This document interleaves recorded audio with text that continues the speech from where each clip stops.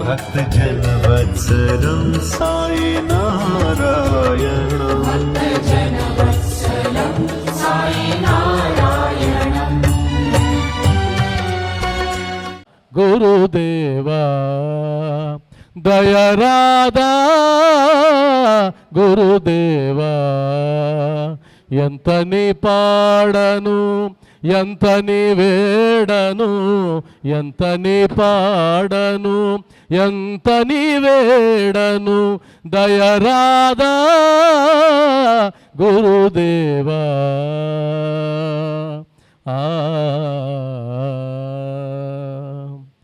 ప్రేమే లేదని దయరాలేదా సహనము లేదని దయరాలేదా ప్రేమే లేదని దయరాలేదా సహనము లేదని దయరాలేదా ప్రేమయు నీవే నొసగుము సాయి ప్రేమయు నీవే నొసగుము సాయి సహనము నీవే నొసగుము సాయి దయరాధా గురుదేవా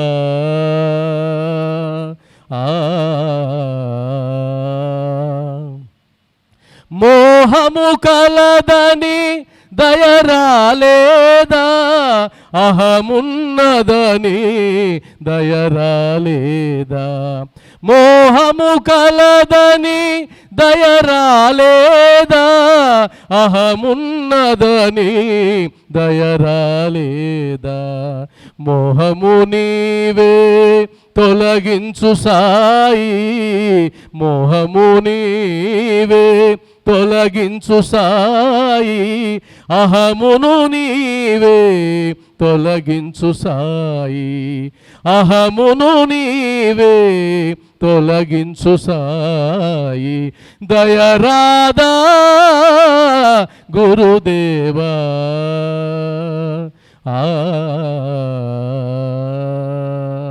సాయి బంధువులారా ఏది జరగాలన్నా ఆయన దయ ఉండాలి ఆత్మజ్ఞానం మనకు అర్థం కావాలన్నా దయ ఉండాలి ఈ వేదిక మీద కూర్చొని ఆత్మజ్ఞానం గురించి చెప్పాలన్నా దయ ఉండాలి ఈ దయతో పాటుగా మనకి ఇంకొకటి కూడా ఉండాలి అది కూడా చెప్తాను దయ ఉంటే సరిపోదు ఆయన దయ అందరి మీద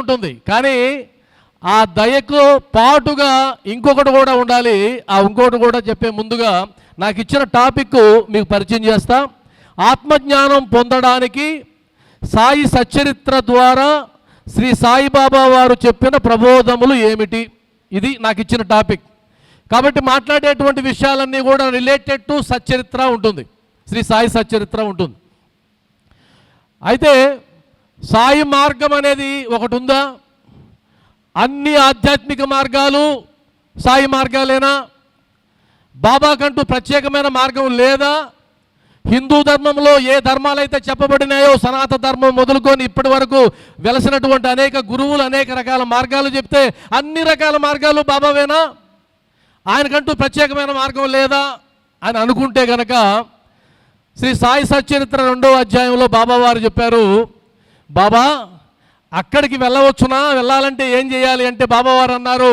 అక్కడికి చేరుకున్నట్టుకు షిరిడీ నుంచి కూడా ఒక మార్గము గలదు అన్నాడు షిరిడీ నుంచి కూడా ఒక మార్గము గలదు అని అన్నాడు అంటే అర్థం ఏంటంటే అనేక మార్గాలు ఉన్నాయి అక్కడ చేరుకోవడానికి మీరు ఏ మార్గంలోనైనా వెళ్ళి చేరుకోండి అని జనరలైజ్ చేసి చెప్పలేదు ఆయన నాకు అర్థమైనంత వరకు షిరిడీ నుంచి ఒక మార్గం ఉంది అన్నాడు అయితే ఆ మార్గం ప్రయాసకరమైనది మార్గ మధ్యంలో పులులు ఉంటాయి తోడేళ్ళు ఉంటాయి ఇప్పుడు ఏం చేయాలి బాబా మార్గదర్శిని వెంట తీసుకొని వెళ్ళు అని అన్నాడు ఇప్పుడు నేను మాట్లాడేది అన్ని రకాల ధర్మాల గురించి నేను మాట్లాడడంలే ఏ గురువు ఏ ధర్మాలు ఏ మార్గాలు బోధించాడో నేను మాట్లాడడంలే బాబావారు ఏం బోధించారో మాత్రమే నేను మాట్లాడదలుచుకున్నా సచ్చరిత్ర ఆధారంగా ఎందుకని ఆయన చెప్పిన స్టేట్మెంటే నేను చెప్పింది కాదు అందువల్ల బాబా మార్గం ప్రత్యేకం ఉపవాసం ఉండమంటుంది ఒక ధర్మం, ఏకాదశి ఉపవాసం ఉండమంటుంది, ఉంటే పుణ్యం అంటుంది ఒక ధర్మం. ఉపవాసం ఎందుకురా, నేను ఉండేది ఎందుకు, మీరు ఉపవాసం ఉండడానికే ఇక్కడ కూర్చొని అని అంటుంది తల్లి హృదయం, బాబా హృదయం. ఇది ప్రత్యేకమైన మార్గం కాదా? కాబట్టి ప్రత్యేకమనే నేను భావించి చెప్తున్నా. అలాగని చెప్పి ప్రత్యేకము అంటే ఇది మాత్రమేనా అంటే అది కాదు, మరలా అలా చెప్పలేదు. మరలా అన్నీ కలుపుకునే పోవచ్చు, కానీ అలా కలుపుకొని వెళ్ళేటువంటి మార్గంలో బాబాదంటూ ఒక ప్రత్యేకత ఉంది అని తెలుసుకోవాలి. నేను నెల్లూరు నుంచి నంద్యాల రావడానికి చాలా మార్గాలు ఉన్నాయి. నెల్లూరు నుంచి నంద్యాల వచ్చాను, చాలా మార్గాలు ఉన్నాయి. నేను ఇలా తిరుపతికి వెళ్ళి తిరుపతి నుంచి రావచ్చు, అలా కనిగిరికి వెళ్ళి కనిగిరి నుంచి రావచ్చు, రకరకాలుగా రావచ్చు. కానీ నాకు ఏ మార్గం అయితే సులువుగా ఉంటుందో, ఏ మార్గం అయితే నాకు అనువుగా ఉంటుందో, నాకు ఏ మార్గం అయితే అనేక సార్లు వచ్చి ఉంటానో నేను ఆ మార్గాన్ని ఎంచుకుంటా. అంతేనా కదా? కాబట్టి నేను మర్రిపాడు, బద్వేలు, మైదుకూరు, ఆలగడ్డ, నంద్యాల. మీరు వచ్చి చెప్పచ్చు, ఏమండి అలానే ఎందుకు వెళ్ళాలి, తిరుపతి నుంచి రావచ్చు, కానీ అది నాకు సౌలభ్యం కాదు. అలా రావచ్చు, నేను చెప్పింది మీకు అర్థమైంది అనుకుంటా. కాబట్టి ఇప్పుడు నేను మాట్లాడబోయేటువంటి మాటలు ఏదైనా ఉన్నాయంటే కనుక శ్రీ సాయిబాబా ఆత్మజ్ఞానం గురించి ఏదైతే చెప్పాడో అది, అదేవిధంగా ఆయన మార్గం ఏదైతే చూపించాడో అది మాత్రమే చెప్పదలుచుకున్నా. అయితే ఆత్మజ్ఞానం అనే పదం ఆధ్యాత్మిక సిలబస్లో ఎల్కేజీ లెవెలా, పీజీ లెవెలా? ఏ లెవెల్ అండి అది? PG level. అంటే అత్యుత్తమమైనటువంటి జ్ఞానం ఏదైతే చెప్పబడుతుందో ఆధ్యాత్మికతలో అది ఆత్మజ్ఞానం.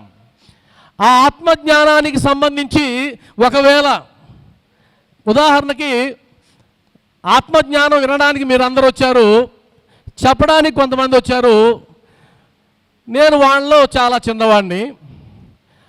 అయితే ప్రయోజనం ఏంటి అని కానీ మీరు ఆలోచిస్తే, ఒక గురువు గారు అనుకున్నారట, ఏదో ఆత్మజ్ఞానం చెప్పడానికి వచ్చిన గురువే అనుకోండి. ఆయన అనుకున్నాడు, ఒకసారి అడవిలో వెళ్తూ ఉంటే ఒక పెద్ద చెట్టు కనిపించింది ఆ గురువు గారికి. ఆ చెట్టు మీద అనేక పక్షులు ఉన్నాయి. ఆ పక్షులను చూస్తూ వెళ్తుంటే ఈలోగా ఒక వేటగాడు వచ్చి ఆ చెట్టు కింద పెద్ద వలబండి ఉన్నాడు. గురువుగారు చూశాడు దూరం నుంచి. ఆయన జోక్యం చేసుకోలేదు, చూస్తున్నాడు తతంగం అంతా. ఆయన వల విసిరాడు, ఆయన గింజలు వేశాడు. వెంటనే ఆ పక్షులన్నీ వచ్చి వలలో గింజల కోసం పడిపోయాయి, చిక్కుకున్నాయి, మొత్తం మూట కట్టుకొని వెళ్ళిపోయాడు. రెప్పపాటులో జరిగిపోయింది అంతా. పాపం ఈయన గురువు కదా, అరే రే ఇలా ఎంతమంది ఎంతకాలం ఈ పక్షుల్ని మోసం చేస్తారు, నేను ఇంకా మోసపోనివ్వను. కాబట్టి నేనేం చేస్తానంటే ఆ పక్షులకి జ్ఞానాన్ని బోధిస్తా. ఆ జ్ఞానం కూడా ఎలా ఉండాలి, వారు మరలా గుర్తు తెచ్చుకునేటట్టు ఉండాలి. మనకుంది కదా శ్రవణం, మననం, నిధిధ్యాసనం అని అనుకొని ఆ పక్షులందరి దగ్గరికి వెళ్ళి వాటి భాషలో మాట్లాడాడు. మహాత్ముడు కదా, అన్ని భాషలో వచ్చు. ఆయన ఏం చెప్పాడంటే, పక్షులారా మీరు మోసపోతున్నారు ఎప్పటి నుంచో, కాబట్టి మీకు సులభంగా గుర్తుండడానికి ఒక పాట నేర్పిస్తా, అర్థం చేసుకోండి, అపాయం వచ్చినప్పుడు కాపాడుకోండి అన్నాడు. ఆయన చెప్పాడు, వేటగాడు వచ్చును, వలను కింద వేచును, గింజలను చల్లును, పట్టుకుని పోవును నేర్పించాడు. అవన్నీ అన్నాయి. వేటగాడు వచ్చును, వలను కింద వేచును, గింజలను చల్లును, పట్టుకుని పోవును, అందరు వాడే. అప్పుడు ఈయన అనుకున్నాడు గురువుగారు, అబ్బబ్బబ్బా జ్ఞానాన్ని మనం బోధించేసాం, ఇంక ఇబ్బంది లేదు, ఇంకా ఏ వేటగాడు వచ్చినా ఇవి మోసపోవు అని అనుకొని ఆయన వచ్చిన ప్రతిసారి ఆ చెట్టుకాడు నిలబెడితే ఈ సోమం చూడగానే అవి పాటెత్తుకునేది. వేటగాడు వచ్చునంటే ఈయన ఆనందపడిపోయి అబ్బోబ్బోబ్బా కాపాడేసావరా అనుకున్నాడు. ఒకరోజు వస్తూ ఉంటే వల విసిరాడు ఒక వేటగాడు వచ్చి. ఇవి ఏం చేశాయంటే గింజలు పడ్డాయాడ. ఇవి పాడుకుంటూ వచ్చే గింజలకి వేటగాడు వచ్చును అని. ఆడ గింజల్లో వల్ల చిక్కుకున్నాయి. వాడు మూట కడుతుంటే అదే పాట అందుకున్నాయి, వేటగాడు వచ్చును వాళ్ళను విసిరి. అంటే అవి ఏం అర్థం చేసుకున్నాయి? అదే జరుగుతుంది ఇక్కడ. అర్థమైందా? అదే జరుగుతుంది ఇక్కడ. అందుకనే మధ్యాహ్నం భోజనం చేసిన తర్వాత పాట పాడుకుంటూ వెళ్ళిపోయారు చాలామంది. ఆత్మజ్ఞానం వచ్చేసింది కదా, ఇంకెందుకు మళ్ళీ మధ్యాహ్నం సత్సంగాలు. కాబట్టి ఆత్మజ్ఞానం ఆత్మజ్ఞానం అనుకుంటూ వెళ్ళిపోయారు. వచ్చేసిన తర్వాత ఇంకెందుకు దాంతో పని, అర్థమైంది కదా. కాబట్టి అలాంటి సత్సంగ కార్యక్రమాలు వృధా. ఒకటి ఏదన్నా వింటే అర్థం చేసుకోవడం, రేపు జీవితంలో అది ఎదురైనప్పుడు ఆచరించడం చేత కాకపోతే కనుక ఈ సత్సంగ కార్యక్రమాలకి మీరు హాజరవ్వడం మీ సమయం వృధా, దాంట్లో డౌటే లేదు. ఇంటికాడైనా ఉంటే కొన్ని పనులైనా చేసుకునే వాళ్ళేమో, అది కూడా ఉండదు. కాబట్టి పాటలు నేర్చుకోవడానికి రాలా, అందులో ఉండే మర్మాన్ని నేర్చుకోవడానికి వచ్చాం, అప్లై చేయడానికి వచ్చాం. అదేవిధంగా ఇప్పుడు ఇక్కడ ఉండే వాళ్ళని చూద్దాం. ఈ బ్యాచ్ ఆ బ్యాచ్ అయిపోయింది. మరి ఆత్మజ్ఞానం బోధించడానికి వచ్చిన వాళ్ళకి, అంటే వినే వాళ్ళకి ఏ అర్హత ఉండాలో బోధించడానికి వచ్చిన వాళ్ళకి కూడా ఉండాలి కదా. దేవుడి దృష్టిలో ఇద్దరు ఒకటే కదా. కాబట్టి నా దగ్గర ఒక 1000 రూపాయలు ఉందనుకోండి, అప్పుడు మీరు వచ్చి ఏమండి ఒక 500 ఇవ్వండి నాకు అవసరం అంటే నేను ఆ 1000 రూపాయలలోంచి ఒక 500 మీకు ఇవ్వచ్చు. నా దగ్గర అసలు డబ్బులే లేదు, ఖాళీ జేబు. మీరు వచ్చి నన్ను అడిగారు, ఏమండి మీరు సత్సంగాలు చెప్తున్నారు కదా, ఒక 1000 రూపాయలు అంటే ఇవ్వగలనా? ఇవ్వలేను. చెప్పగలను, ఇవ్వలేను. ప్రాక్టికాలిటీ కాదు అక్కడ. అంటే అర్థం నువ్వు ఇవ్వాలంటే నీ దగ్గర ఉండాలి. అంటే ఆత్మజ్ఞానం వచ్చిన వాళ్ళు ఆత్మజ్ఞానాన్ని బోధించాలి. నాకు వచ్చిందని నేను అనుకోవడంలే, కాబట్టి బోధించే అర్హత నాకుందని కూడా నేను అనుకోవడంలే. అది కాదండి, అర్హత ఉంటేనేనా, అనుభవించి ఉంటేనా బోధించేది అంటే కాదు. మహాత్ములు ఉంటారు, వాళ్ళకి నేర్చుకోవాల్సిన పని లేదు. ఉదాహరణ చెప్తాను మీకు. వాత్సాయన కామసూత్రాలు తెలుసు కదా. ప్రపంచంలో ప్రామాణికమైనటువంటి కామశాస్త్రం ఏదైనా ఉందంటే వాత్సాయనుడు రచించింది ప్రపంచంలో. మరి వాత్సాయనుడు కామసూత్రాన్ని రచించాడు, కామశాస్త్రాన్ని రచించాడు. కానీ ఆయన అవివాహితుడు, ఆయన పెళ్లి చేసుకోవాలా, ఆయనకి స్త్రీ సాంగత్యం తెలియదు, కానీ రాశాడు. అది మహర్షుల యొక్క లక్షణం. కాబట్టి ఆ స్థాయికి వెళ్ళిపోయి ఉంటే కనుక నీకు ఆత్మజ్ఞానం అలవడాల్సిన పని లేదు, నువ్వు అలవోకగా బోధించవచ్చు. లేదంటే మనకి ఏదో ఒక ఆధారం ఉండాలి, అదేంటంటే పుస్తకం. ఇక్కడ నేను మాట్లాడేది ఒకవేళ ఆత్మజ్ఞానం గురించి ఏదైనా 1-2 మాటలు మీతో మాట్లాడితే నాకు ఆత్మజ్ఞానం వచ్చిందని కాదు, ఆత్మజ్ఞానానికి సంబంధించిన పుస్తకాల్లో కొన్ని పుటలు నేను చదివానని అర్థం. అది కూడా సచ్చరిత్ర చదివానని చెప్పాను కదా, దాన్ని ఆధారంగా చెప్తున్నాను కదా. అయితే బాబావారు ఏమన్నారు, ఆత్మజ్ఞానం గురించి పుస్తకాలు చదివి చెప్పమన్నాడా? పుస్తకాలు చదివితే సరిపోతుంది అన్నాడా? బాబా మార్గం అదే. పుస్తక జ్ఞానం ఎందుకు పనికిరానిది అని ఎవరన్నారు? బాబావారు అన్నారు. అంతేనా కదా. జ్ఞానేశ్వర మహారాజ్ సచ్చరిత్రలో ఒక మాట అంటాడు, ఆ మాట చదివి వినిపిస్తా.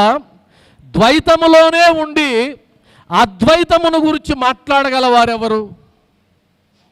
మరలా చెప్తున్నా, ద్వైతములోనే ఉండి అద్వైతమును గురించి మాట్లాడగలిగిన వాళ్ళు ఎవరు అంటే, నేను అద్వైతాన్ని మాట్లాడాలి అంటే ముందు నాకు అద్వైతం బోధపడాలి. ఇక్కడికి వచ్చి నా గురించి మాట్లాడుతూ ఉన్నా, నేను చేసిన పనుల గురించి మాట్లాడుతున్నా, నేను రాసిన పుస్తకాల గురించి మాట్లాడుతున్నా, నాకు వచ్చిన బిరుదుల గురించి మాట్లాడుతూ ఉన్నా, నేను వేరుగా మీరు వేరుగా మాట్లాడుతూ ఉన్నా, నేను సాధన చేశాను మీరు చేయలేదని మాట్లాడుతూ ఉన్నా, నేను గురుస్థానంలో ఉన్నాను మీరు వినేవారుగా ఉన్నారని నేను మాట్లాడుతూ ఉన్నా, నాకు మీరు భిన్నంగా కనిపిస్తున్నారు, నాకు నేను ప్రత్యేకంగా కనిపిస్తున్నాను అంటే దాని మీన్స్ నాకు ఆత్మజ్ఞానం రాలేదు. ఆత్మజ్ఞానం రావడానికి ప్రధానమైనటువంటి 2 పదాలు నువ్వు పోగొట్టుకోగలిగావా? ఏంటా 2 పదాలు? ఏంటా 2 పదాలండి?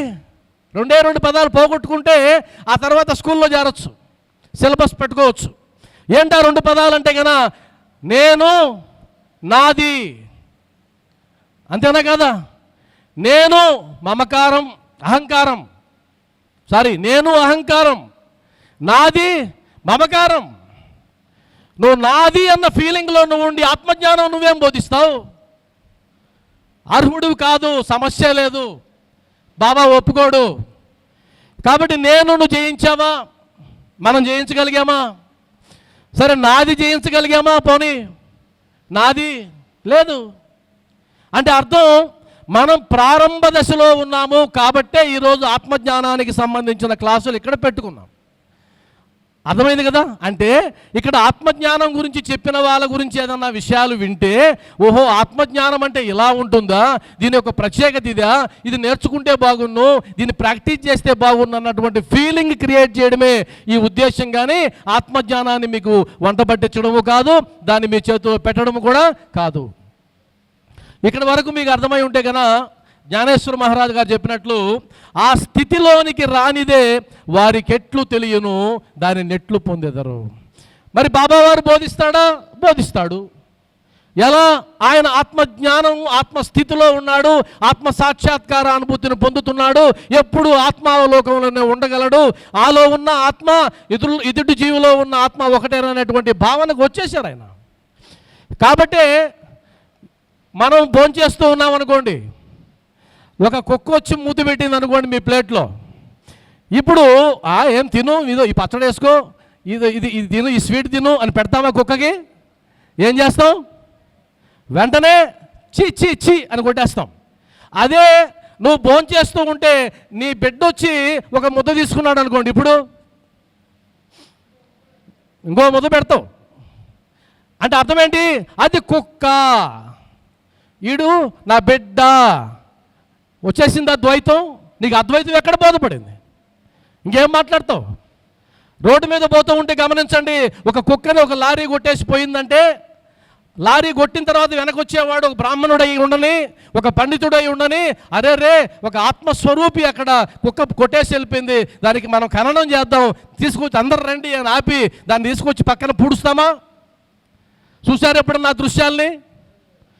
ఒక కుక్క పోతే ఇంకొకడు లారీ వచ్చి ఎక్కించుకొని పోతాడు, అన్ని లారీలు ఎక్కిపోతే అది రోడ్డుకి పచ్చడిగా అయిపోతుంది. అదే ఆత్మజ్ఞానం. ఏం మాట్లాడే అర్హత ఉంది మనకు ఆత్మజ్ఞానం గురించి? అలాగని చెప్పి ఆత్మజ్ఞానం గురించి తెలుసుకోకూడదని కాదు నా ఉద్దేశం. తెలుసుకుని ప్రాక్టీస్ చేయాలి. ముందు ఏం తెలుసుకోవాలంటే నా అజ్ఞానం ఏంటో తెలుసుకోవాలి, ఆ తర్వాత జ్ఞానాన్ని నేర్చుకోవాలి. ఇప్పుడు నాకు అర్థమైపోయింది, అరే రే బాబావారు చెప్పినటువంటి ఆత్మజ్ఞానం సాధించే క్రమంలో నేను సున్నాలో ఉన్నాను, ఇక ప్రాక్టీస్ చేయాలి. అదే బాబావారు 5 ఏళ్ల నుంచి తెచ్చినటువంటి ఆహారాన్ని, ఆహార పదార్థాలను కొలంబాలో వేస్తే పిల్లులు, కుక్కలు, కాకులు అన్నీ తినిపోతుంటే ఆయన పట్టించుకున్నాడా? లేదు. అమ్మా కుక్క ఆకలి తీరితే నా ఆకలి తీరినట్టేనమ్మా. అరే ఆడకు గోవును కొడితే చూడరా వాతలు నా పైన పడ్డాయి. ఆ స్థితి పొందినవాడు కాబట్టి మనం సమర్థ సద్గురుని పాదాలు పట్టుకొని ఆయన ద్వారా ఆత్మజ్ఞానాన్ని రవ్వంత నేర్చుకునే ప్రయత్నం చేయాలి. అలా చేయడానికి ఈరోజు మనం మాట్లాడుతూ ఉన్నాం.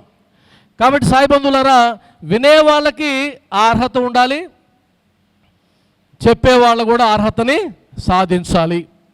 ఇంకొక అద్భుతమైన మాట సాయిబాబా గురించి చెప్తారు సచ్చరిత్రలో. సాయిబాబా వంటి సద్గురువులు మన జ్ఞాన నేత్రములను తెరిపించి ఆత్మ యొక్క దైవీ సౌందర్యములను చూపి మన కోరికలను నెరవేర్చెదరు. కాబట్టి ఆత్మజ్ఞానాన్ని ఎవరు బోధిస్తారు? సమర్థులు ఎవరు అంటే శ్రీ షిరిడి సాయినాథుడు సమర్థుడు. ఆయన బోధించడానికి సమర్థుడు. నేర్చుకోవడానికి యోగ్యతని మనం సంపాదించాలి. ఆ యోగ్యతను సంపాదించాలి. ఇక్కడ ఉన్న వాళ్ళల్లో నిద్ర వస్తుంది, ఆ పక్కన వాళ్ళని లేపండి అమ్మా. ఎవరైనా సరే మీ పక్కన నిద్రపోతుంటే, ఓ ఆత్మ ఆత్మ పైకి లేయి, అర్థమైందా? నీకు సంబంధించిన జ్ఞానం ఏదో చెప్తారట అని ఆత్మను లేపండి. మీరు ఆత్మను లేపడానికి అవసరమైతే దేహాన్ని కొట్టండి, ఏం కాదు, అది దేహమే కదా.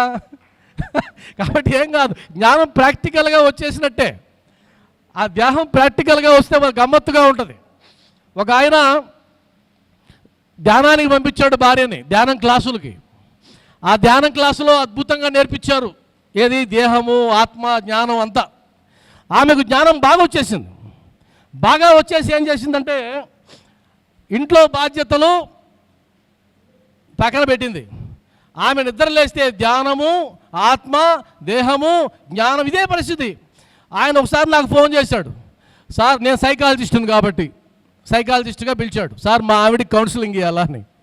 ఎందుకండి మీ ఆవిడికి కౌన్సిలింగ్ అంటే? ఆమె ఏదేదో మాట్లాడుతుంది సార్, ఆమె జ్ఞానం మాట్లాడుతుంది. వీడి అజ్ఞాని కదా పాపం, వీడికే తెలుసు. అంటే ప్రాబ్లం ఏంటంటే, సార్ మాది క్యాటరింగ్ బిజినెస్, ఇప్పటిదాకా నేను నా భార్య కలిసి వంట చేసుకొని క్యాటరింగ్ చేసేవాళ్ళం, ఇప్పుడు ఆమెకి ఆత్మజ్ఞానం వచ్చింది, ఆమె వంట చేయడంలే, నాకు సహకరించడంలే అని అంటే నేను వెళ్ళి కూర్చొని ఆమెతో మొదలుపెట్టా, అమ్మా నీ భర్త ఇబ్బంది పడుతున్నాడమ్మా అంటే, ఎవరు భర్త? ఎవరు భర్త? ఏ జన్మలో భర్త? ఈయన ఎన్నోవో భర్త? ఈ మాట్లాడుతున్నామే, ఇంకా ఇంకేం మాట్లాడతావు అంటే జ్ఞానం బాగా ఎక్కిపోయిన తర్వాత ఇప్పుడు మీరు అనుకోండి, ఆత్మజ్ఞానం ఇక్కడ అర్థమైపోయి మేము బోధించేస్తే కనుక ఇప్పుడు బయటికి వెళ్ళిన తర్వాత ఆటో వాడు అడుగుతాడు, ఎక్కడికి వెళ్ళాలి సార్? ఎక్కడికేంటి? ఎక్కడికంటే అదే సార్ మీరు ఏ ఊరు? నా ఊరు. నా ఏంటి? ఇంకా నా లేదు, నా పోయింది కళ్యాణ మండపంలో, నా వదిలేశాను నేను. ఎక్కడికి పోతావు ఇప్పుడు? ఎక్కడికైనా పోతావు, అంతా నా ప్రపంచమే. ఇది ఆత్మజ్ఞానం. వెంటనే నీ కాల్ వస్తుంది ఇంటి దగ్గర నుంచి, నీవేదో ఆ సేనాయి పిలిచాడని పంపిస్తే నువ్వు ఇక్కడికి వచ్చి ఏందా ఈ పని చేస్తున్నావు అంటారు. కాబట్టి సద్గురువు మనకు 2 ఇస్తాడు, ఆత్మజ్ఞానం నేర్చుకోవడానికి, అర్హత సంపాదించడానికి. ఆయనకు మనం 2 ఇవ్వాలి, 2 మనకిస్తాడు. నేను మరలా చెప్తున్నా, బాబావారికి 2 సమర్పిస్తే బాబావారు 2 మీకు సమర్పిస్తారు. ఆ రెండింటి ద్వారా నువ్వు ఆత్మజ్ఞానాన్ని పొందొచ్చు. నేను మళ్ళీ రిపీట్ చేస్తున్నా ఈ మాటల్ని. బాబావారికి మీరు 2 సమర్పిస్తే ఆయన నిన్ను మెచ్చుకొని ఆయన 2 ఇస్తాడు. ఆ రెండింటి ద్వారా నువ్వు ఆత్మజ్ఞానాన్ని పొందొచ్చు. అంటే అర్హత సంపాదించడానికి. అవేంటి? ముందు మనం ఇవ్వాల్సినవి ఏంటి అంటే కనుక 2 శ్రద్ధ, సబూరి. నమ్మాలి ఆయన్ని. అఖిలాండ కోటి బ్రహ్మాండ నాయక రాజాదిరాజ యోగిరాజ పరబ్రహ్మ శ్రీ సచిదానంద సమర్థ సద్గురు అంటున్నాం కదా. మరి అంత పొడుగు రాగం తీసావే, మరి అరగంట ఎక్కువ కూర్చోవాలంటే బాధపడుతున్నావే. అంత పొడుగు రాగం తీసావే, త్యాగం చేయడానికి ఇష్టపడడం లేదే, అవునా కదా? కాబట్టి మనం ఎవరి ముందైతే కూర్చుని ఉన్నామో ఆయన సామాన్యుడు కాదు. ఆయన మీద విశ్వాసం ఉంచు. నీ కర్మంతా క్షయం ఇవ్వడానికి సమయం పడితే గనక కాస్త సహనంతో ఉండు. ఈ 2 నువ్వు చూపిస్తే ఆయన ఇచ్చేటివి ఏంటంటే 2, ఆయన వివేకము, వైరాగ్యము అనే జంట ఫలాలని నీ చేతికిస్తాడు. వాటి ద్వారా నువ్వు ఆత్మజ్ఞానాన్ని పొందొచ్చు. వివేకము మనం అనేక సార్లు వినుంటాం. వివేకం అంటే ఏంటి అంటే, ఏది నిజం, ఏది అబద్ధం, ఏది శాశ్వతం, ఏది అశాశ్వతం, అంతే కదా. ఏది నీ రూపం, ఏది నీ రూపం కాదు. నా రూపం ఏంటి అంటే, ఏమండి మీ రూపాన్ని కాస్త నాకు పెడతారా వాట్సాప్లో అంటే ఏం చేస్తాను? నా ఫోటో తీసి పెడతా. నా ఫోటో దేనికి సంబంధించింది? ఆత్మజ్ఞానాన్ని బట్టి చూస్తే కనుక ఇది నా దేహానికి సంబంధించిన రూపం, అవునా కదా? నా ఆత్మకు సంబంధించిన రూపం కాదు, అది కనిపించదు. కాబట్టి ఏదైతే నేను కాదో అది నేను అనుకుంటున్నా, ఏదైతే నేను దాన్ని అర్థం చేసుకోలేకపోతున్నా, నా వల్ల కావడంలే. అంటే అర్థం ఏంటి? నేను భ్రమలో జీవిస్తూ ఉన్నా. రజ్జు సర్ప భ్రాంతి అంటారు కదా. ఆడేమో ఒక చిన్న దారం కనిపిస్తూ ఉంది చీకట్లో, అది పామేమో అని భ్రమిస్తూ ఉన్నా. కాబట్టి ఎంతమందికి ఈ శరీరాన్ని చూసి ఇది నేను కాదు అనేటువంటి జ్ఞానం ప్రాక్టికల్గా వస్తుంది? ఆ ప్రాక్టికల్గా రావాలి అంటే బాబావారు ఇచ్చినటువంటి ఒక మధుర ఫలం వివేకాన్ని నువ్వు ఆరగించాలి, అర్థం చేసుకోవాలి, జీర్ణం చేసుకోవాలి. రెండోది వైరాగ్యం. వైరాగ్య భావన నీకు కలగాలి అంటే నువ్వేం చేయాలో ఇప్పుడు వస్తుంది.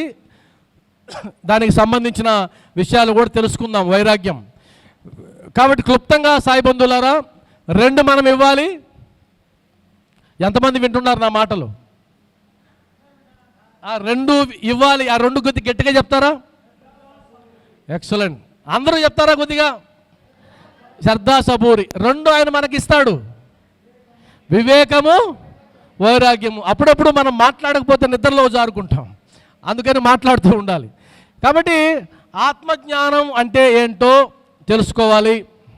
ఆత్మజ్ఞానం అంటే తెలుసుకోవాలంటే సాయి సచ్చరిత్రలో మనకు ఒక 4-5 అధ్యాయాలు, అద్భుతమైన అధ్యాయాలు ఉన్నాయి.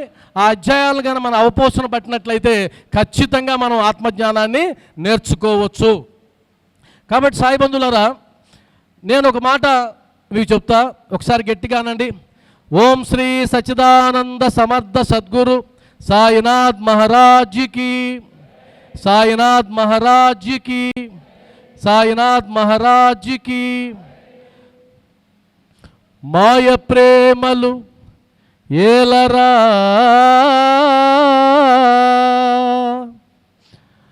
మోహ ప్రేమలు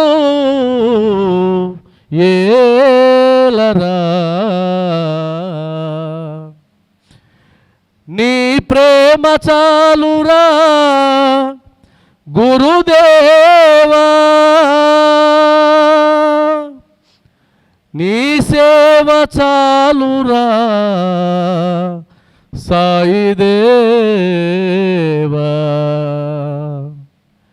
నీ కంటి చూపే చాలురా, నీ ప్రేమ పలుకే చాలురా, నీ కంటి చూపే చాలురా, నీ ప్రేమ పలుకే చాలురా.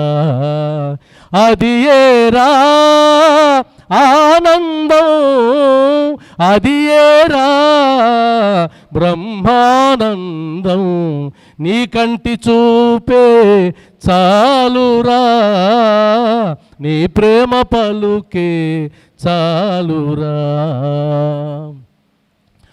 కలలోనైనా ఇలలోనైనా, కలలోనైనా ఇలలోనైనా మరువని భాగ్యము నొసగుము. భ్రమలోనైనా బాధలలోనా, భ్రమలోనైనా బాధలలోనా మరువని వరమే నొసగుము. మాయా మోహము వలదురా, మాయా మోహము వలదురా, నీ ప్రేమ చాలు గురుదేవా, నీ కరుణ చాలు షిరిడీ దేవా, నీ కంటి చూపే చాలురా, నీ ప్రేమ పలుకే చాలురా. మోహములేని దివ్య ప్రేమతో, మోహములేని దివ్య ప్రేమతో కొలిచే భాగ్యము నొసగుము. స్వార్థములేని దివ్య ప్రేమతో కొలిచే వరము నొసగుము. అహము మోహము వలదురా, అహము మోహము వలదురా, నీ ప్రేమ చాలు గురుదేవా, నీ కరుణ చాలు షిరిడీ దేవా, నీ కంటి చూపే చాలురా, నీ ప్రేమ పలుకే చాలురా. ఓం శ్రీ సచ్చిదానంద సమర్థ సద్గురు సాయినాథ్ మహారాజ్కి, సాయినాథ్ మహారాజ్కి, సాయినాథ్ మహారాజ్కి. సాయి బంధువులారా, ఇక్కడ ఆత్మజ్ఞానాన్ని మనం నేర్చుకోవాలన్నా, లేదు ఇంకేదైనా ఆధ్యాత్మిక ప్రగతిని మనం సాధించాలన్నా మనం అంటాము, అయ్యా బాబావారి అనుగ్రహం ఉండకపోతే అది ఎలా సాధ్యమవుతుంది అని అంటాం. నేనేమంటానంటే, బాబావారి అనుగ్రహానికన్నా ముందు ఆ యోగ్యతని మనం సంపాదించాలి అంటాం.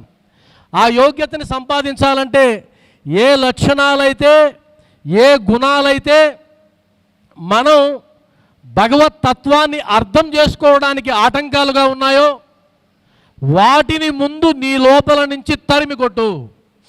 నీ లోపల నుంచి అంటే మళ్ళీ ఇక్కడ 2 వస్తాయి. ఏమండి? దేహం నుంచా, ఆత్మ నుంచా అంటే అక్కడ సమస్య లేదు. ఎందుకంటే ఇక్కడ మన శరీరాన్ని లేదా నేను 4 భాగాలు చేస్తాను. 4 భాగాలు. మనకు అర్థమయ్యే భాగం, అర్థం కాని భాగం.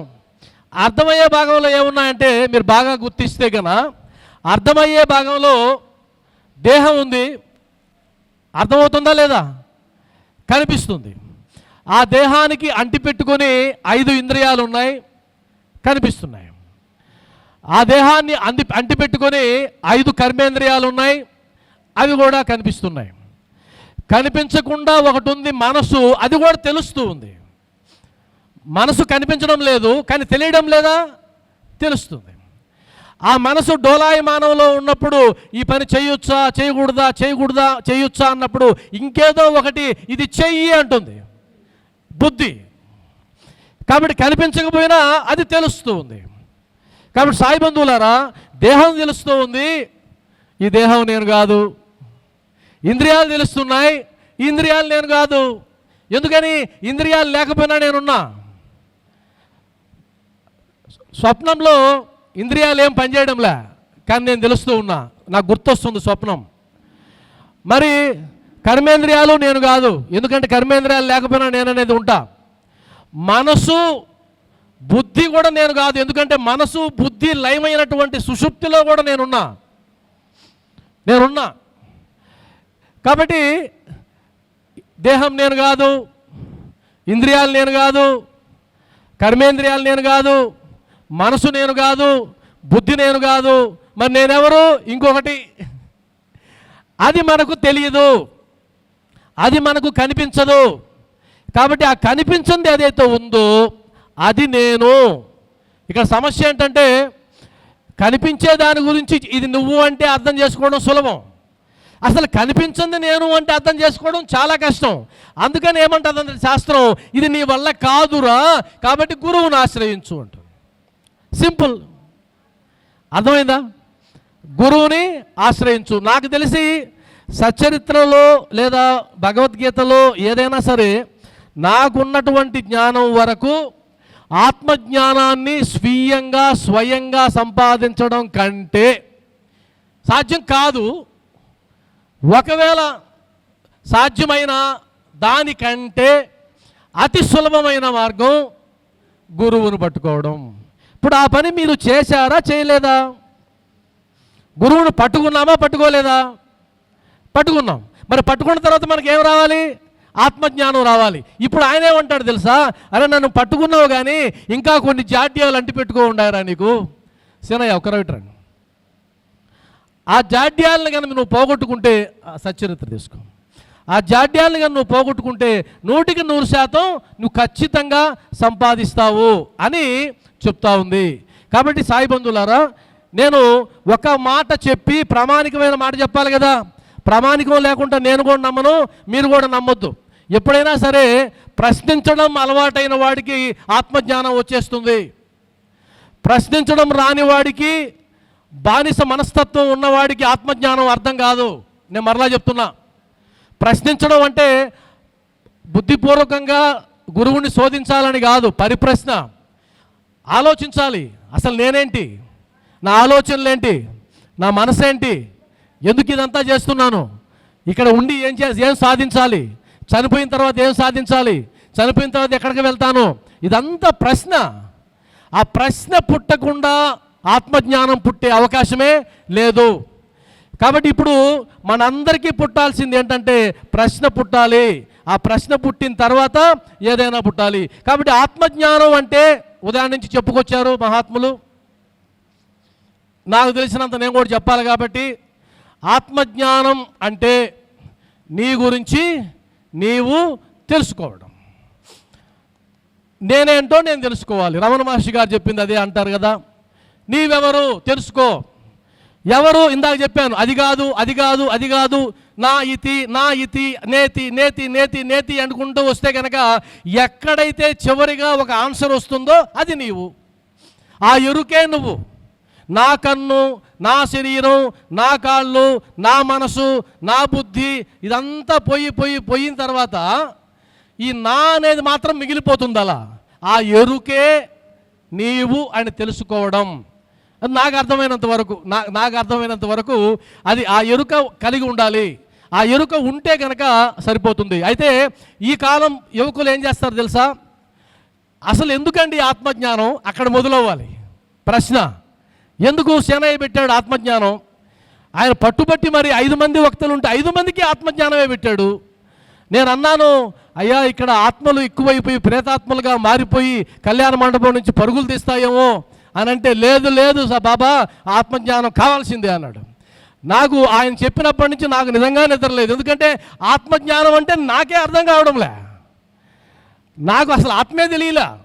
నేను అర్థం ముందు నిలబడుకొని ఆత్మ ఏమైనా కనిపిస్తుందంటే ఎడ కనిపిస్తా, నేనే కనిపిస్తా ఉన్నా. కాబట్టి నన్ను ప్రేతాత్మగా మార్చేసినాడు ఈ వారం 10 రోజుల్లో. ఎక్కడ లేని బాధలన్నీ పెట్టాడు. రాత్రి నిద్రపోతున్న ఆత్మ నేను దాదాపు 25 సంవత్సరాలు నేను బడికి వెళ్ళి వస్తే ఒక్క సందర్భంలో కూడా నా హ్యాండ్ బ్యాగ్ మర్చిపోలా. నిన్న మర్చిపోయా. ఏంటి ఆత్మ, ఏంటి ఈ దేహం, ఈ ఆత్మలో పడిపోయి అది మర్చిపోయి వచ్చేస్తే ఆ బ్యాగు తెచ్చి ఇచ్చిన వ్యక్తికి 100 రూపాయలు ఇవ్వాల్సి వచ్చింది. నా బాధ అంతా బ్యాగు మర్చిపోయినందుకు కాదు, 100 రూపాయలు పోయింది. 100 రూపాయలు ఇచ్చేసానే, 100 రూపాయలు పోయింది అంటే ఇంకెక్కడ నాకు ఆత్మజ్ఞానం ఎక్కేది? నా ఆత్మ అంతా 100 చుట్టూ తిరుగుతూ ఉంది. అర్థమైందా? కాబట్టి వాళ్ళు అడుగుతారు ఎందుకండి ఆత్మజ్ఞానం అంటే. ఒక విషయం చెప్పొచ్చు, మీరు కూడా చెప్పొచ్చు, అది నేను కూడా నాకు చెప్పుకున్నా. ఎందుకంటే ఉదాహరణకి ఒక కారుని డ్రైవ్ చేయాలి అంటే ఆ కారుకు సంబంధించిన జ్ఞానం ఉండాలా వద్దా? ఉండాలి. ఉన్నప్పుడు ఏమవుతుంది? ఆనందంగా డ్రైవ్ చేసుకుంటూ వెళ్తావు. ఎక్కడైనా ఒక అడ్డంకి వచ్చిందనుకో, మెకానిక్ కోసం నువ్వు వెతుక్కోవాల్సిన పనిలే, నీ వెహికల్ని నువ్వే రిపేర్ చేసుకొని వెళ్ళిపోతావు. అంటే జ్ఞానం. కాబట్టి జ్ఞానం ఎంత అవసరం అంటే ఏ విషయం మీద అయితే జ్ఞానం ఉంటుందో ఆ విషయాన్ని నువ్వు అద్భుతంగా వాడుకోవచ్చు. కాబట్టి ఈ దేహానికి సంబంధించిన జ్ఞానం తెలుసుకుంటే చివరికి నువ్వు ఆత్మస్వరూపం అని అర్థమవుతావు. అంటే ఆ భాగంగా నేను దీని గురించి తెలుసుకుంటాను కాబట్టి దీన్ని నేను అద్భుతంగా వాడుకోగలను. అది బెనిఫిట్. ఎందుకు ఆత్మజ్ఞానం అంటే నేను ఈ దేహాన్ని అద్భుతంగా వాడగలను. ఈ దేహం ఈ భూమి మీద నడుస్తున్నంత వరకు అన్ని దేహాల కంటే అద్భుతమైన దేహంగా రాణించగలను. భగవంతుడు ఈ దేహాన్ని, ఈ ఉపాధిని నాకు ఎందుకు ఇచ్చాడు అనేది తెలుసుకుని ఆయన ముందు చేతులు కట్టుకొని నిలబడి సంజాయిషి చెప్పకుండా గర్వంగా తల ఎత్తుకుని నన్ను ఈ ఉపాధిలోకి పంపించిన తర్వాత ఈ ఉపాధినే ఆసరాగా చేసుకుని నేను నా జీవిత పరమార్థాన్ని సాధించి నీలో ఐక్యం అవ్వడానికి వచ్చాను అని చెప్పి తల ఎత్తి నిలబడగలను. అర్థమైంది కదా? That is the purpose of knowing. ఆత్మజ్ఞానం తెలుసుకుంటే అది అర్థం, అది ముఖ్యం మనకు. కాబట్టి ఇప్పుడు మనకు స్వార్థంతోనే కూడా నేర్చుకోవచ్చు అని నేను అంటున్నా. అదేంటండి స్వార్థం ఆధ్యాత్మికత కాదు కదా? ఎందుకు కాదు? నా గురువు యొక్క అనుగ్రహం నాకే ఉండాలనుకోవడం స్వార్థమే కదా? కాదా? ఏమండి బాబా దగ్గరికి అంతమంది వస్తే నాకు మాత్రమే పువ్వు రాల్చాడండి అనడం లేదా మనం? అది స్వార్థం కాదా? అంతమంది బిడ్డలు ఉద్యోగాలకి వెళ్తే నా బిడ్డకే ఉద్యోగం కావాలని నువ్వు కోరుకుంటే ఆయన నీ బిడ్డకే ఉద్యోగం ఇస్తే బాబావారు చూడండి నా బిడ్డకి ఉద్యోగం ఇచ్చాడు అని నువ్వు స్వార్థంగా ఆయన మెచ్చుకోవడం లేదా? అది స్వార్థం కాదా? అంతమంది బిడ్డలు రాస్తే నువ్వు ఆత్మజ్ఞానం అయితే ఏం కోరుకోవాలి? అందరూ నా బిడ్డలే, ఎవరికి వస్తే నాకేంటి అని అనుకోవాలి కదా? అలా అనుకోగలుగుతున్నామా? కాబట్టి స్వార్థం అనేది ఉంటుంది కాస్త. అది సమాజానికి హితం కోరేదిగా ఉండాలి, అంతేగాని సమాజాన్ని నాశనం చేసేదిగా ఉండకూడదనేది నా ఉద్దేశం. కాబట్టి ఒక మాట బాబావారు చెప్పింది, మీకు ఎక్కడా దొరకనటువంటి ఒక టెక్నిక్ ఈ సాయి సచ్చరిత్రలో బాబావారు అందించారు ఆత్మజ్ఞానానికి సంబంధించి. నేను మరలా చెప్తున్నా, మీరు ఎన్ని గ్రంథాలైనా వెతకండి, ఆ అన్ని గ్రంథాలలో లేనటువంటి ఒక అద్భుతమైనటువంటి టెక్నిక్ ఈ గ్రంథంలో రాయబడింది. ఆ వాక్యాలు నేను చదివి వినిపిస్తా యాజ్ ఇట్ ఈస్గా. అంటే నువ్వు ఆత్మజ్ఞానాన్ని నేర్చుకోవాలి అంటే ఇందాక నేను చెప్పాను 2 ఫలాలు ఇస్తాడు, వివేకము వైరాగ్యం అని. ఇంకొక అద్భుతమైన అమృత తులిక ఇక్కడ ఉంది. అదేంటంటే ఈ శరీరము నీవు కాదు అని కదా తెలుసుకోమంటున్నారు. అదే కదా, ఈ శరీరము నువ్వు కాదు, నువ్వు ఆత్మస్వరూపుడివి అని తెలుసుకోమంటున్నారు కదా. నేనేమన్నాను ఇందాక, అది ఎలా తెలుస్తుందయ్యా నాకు అన్నా. ఇప్పుడు మనం జరిగిన చర్చ అంతా అదే కదా సాయి బంధువులారా. అంటే నువ్వు దేహం కాదు ఆత్మ అని తెలుసుకో, అదే ఆత్మజ్ఞానం. నేనేమన్నా నాలాంటి అమాయకుడు ఏమంటాడు, అది సరేనండి, నేను ఎలా తెలుసుకోవాలి, నాకు పరిష్కారం చెప్పండి. మీరు నిర్వచనాలు చెప్తే నాకేం ఉపయోగం? నిర్వచనాలు నెట్లో కొడితే కూడా వస్తాయి. మీరు కావాలంటే ఇంటర్నెట్లోకి వెళ్ళి ఆత్మజ్ఞానం అంటే ఏమిటని కొట్టండి, 20 పేజీలు వస్తాయి. అది కాదు కావాల్సింది. అలా ఎరుక కలగాలంటే ఏం చేయాలి? ఎవరైనా చెప్పారా? చెప్పారు. సాయినాథుడు చెప్పాడు, హేమడ్ పంత్ గారి ద్వారా చెప్పాడు, గుణాజీ గారి ద్వారా చెప్పాడు, ప్రత్యనారాయణరావు గారి ద్వారా చెప్పాడు. అది మన చేతిలో ఈరోజు ఉంది. అది నేను చదివి వినిపిస్తా. ఈ శరీరము దాని స్వరూపం తెలియాలంటే మళ్ళా చెప్తున్నా, ఎందుకంటే ఇది చాలా ఇంపార్టెంట్ కాబట్టి 2-3 సార్లు చెప్తున్నా. ఈ శరీరం నాది కాదని నీకు తెలియాలంటే ఏం చేయాలంటున్నాడంటే, ఈ శరీరము తనది కాదనియు, నాది కాదు, ఈ శరీరం నేను కాదు, నాది కూడా కాదు, ఇది ఎవరిది అంటే దానికి తాను యజమాని కాదనియు, ఈ శరీరము గురువు గారిదనియు. మీకు అర్థమైందా? గురువు గారిదని ముందు అనుకో, తర్వాత వస్తూ ఆ స్టెప్కి. ప్రిలిమినరీ స్టెప్ ఏంటి? ఈ శరీరము తనది కాదనియు, దానికి తాను యజమాని కాదనియు, ఈ శరీరము గురువు గారిదనియు, వారి సేవ కొరకే ఈ శరీరం ఉన్నదనియు భావించవలెను. మొట్టమొదట ఆ పని చేయండి. కాబట్టి ఇది నేను కాదు అది తర్వాత సంగతి. అది నువ్వు కాదని తెలుసుకోవాలంటే నీ గురువు యొక్క కృప కావాలి. ఆ గురువు యొక్క కృప కావాలంటే ఆయనకి సేవ చేయాలి. ఆయనకి సేవ చేయాలంటే ఈ శరీరాన్ని తీసుకెళ్ళి ఆయన పాదాల దగ్గర పెట్టు. కాబట్టి ఈ శరీరము గురువు గారిదనియు, వారి సేవ కొరకే ఈ శరీరం ఉన్నదనియు భావించవలెను. అట్టు చేసినచో, ఎంత సులభమో చూడండి, ఆత్మజ్ఞానం పొందడానికి సులభమైన మార్గం. అట్లు చేసినచో సద్గురువు జ్ఞానమును బోధించును. ఆ జ్ఞానమును బోధించిన తర్వాత ఏం జరుగుతుంది? నువ్వు దేహం కాదు అని నీకు తెలుస్తుంది. దాన్ని ఏమంటారు? ఆత్మజ్ఞానము అంటారు. క్లియర్? ఇప్పటి వరకు ఎంతమందికి అర్థమైందండి నేను చెప్పింది? దయచేసి చేయొద్దండి. ఇప్పటి వరకు నేను చెప్పింది నిజంగానే అర్థమైంది అన్నవాళ్ళు సరేనా? పడుకున్నావా? అర్థం కాలేదా? సరే. కాబట్టి ఇది మనం సులభంగా తెలుసుకునే దానికి పరిష్కారం. అయితే బాబావారు అలా చెప్పి వదిలేస్తారా? ప్రాక్టికల్స్ చేపిస్తారు మన దగ్గర. అందువల్ల ఏం చేశారు? ఒక కథను నడిపించాడు. బాబా, మీరు బ్రహ్మజ్ఞానాన్ని త్వరగా ఇస్తారట, కాబట్టి నాకు బ్రహ్మజ్ఞానాన్ని త్వరగా ప్రసాదింపజేయి. నేను ఆ బ్రహ్మజ్ఞానంతో నేను తరించాలనుకుంటున్నాను అని ఒక ధనికుడు వచ్చినప్పుడు ఆ ధనికుడిని దగ్గర పెట్టుకొని 5 రూపాయలు అవసరం అని చెప్పి ఒక సేట్ దగ్గరికి పంపిస్తే వాడు లేదు అని వస్తూ ఉంటే ఆ పిల్లవాడు ఇతని దగ్గర 25 రూపాయలు పెట్టుకొని కూడా బాబావారికి 5 రూపాయలు ఇవ్వకపోతే ఆ లోభ బుద్ధిని మనకు చెబుతూ, బ్రహ్మజ్ఞానం నీకు కావాలంటే నాయన 10 అర్హతలు ఉన్నాయి, ఆ 10 అర్హతలు సంపాదించు అని చెప్పాడు. అర్థమైంది కదా? 10 అర్హతలు ఉన్నాయి, అవి సంపాదించు. అవి సంపాదిస్తే ఇంక నువ్వు ఆటోమేటిక్గా నీకు ఆత్మజ్ఞానం వస్తుంది అని చెప్తూ ఆ యోగ్యతలు చెప్పాడు. నేను అవకాశం ఉన్నంత వరకు చెప్తా. నెంబర్ 1, 10 ఉన్నాయి మొత్తం. ఆ 10లో ఎంతవరకు వీలుంటే అంతవరకు చెప్పుకుందాం. మీరు చదవండి, 17-18 అధ్యాయాల్లో ఉంటుంది. నెంబర్ 1, ముముక్షత లేదా స్వేచ్ఛనందుటకు తీవ్రమైన కోరిక. అది సంపాదించు ముందు. భగవద్గీత ప్రమాణంగా 4 ఉన్నాయి: ఆర్తులు, అర్ధార్థులు, జిజ్ఞాసువులు, ముముక్షువులు. ఆత్మజ్ఞానం ఎవరికి సంబంధించింది?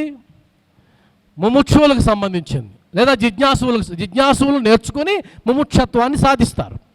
కాబట్టి ఆత్మజ్ఞానాన్ని నువ్వు నేర్చుకోవాలంటే ముముక్షత్వాన్ని పొందాలి. అది పొందడం అంటే అర్థం ఏంటంటే స్వేచ్ఛని పొందాలి.